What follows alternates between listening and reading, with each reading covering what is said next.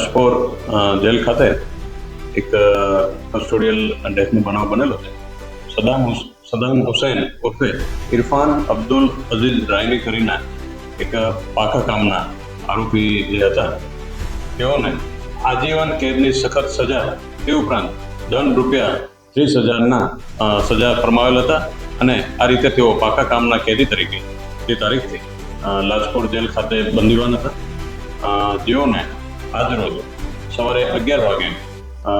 જે કહેવાય કે એમના અચાનક ખભાના ભાગે દુખાવો ચાલુ થતા ફરજ પરના જે ડૉક્ટર શ્રી મનીષભાઈ હતા તેઓએ એના કન્સલ્ટ કર્યા અને તેઓને વધુ સારવાર અર્થે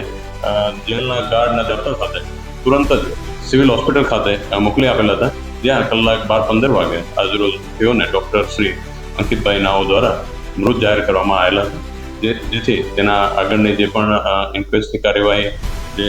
માનનીય શ્રી એસડીએમ સાહેબ અત્યારે હાજર છે તેઓના દ્વારા હમણાં કરવામાં આવેલી છે અને આગળની જે તપાસ છે તે અમારા દ્વારા ચાલુમાં છે.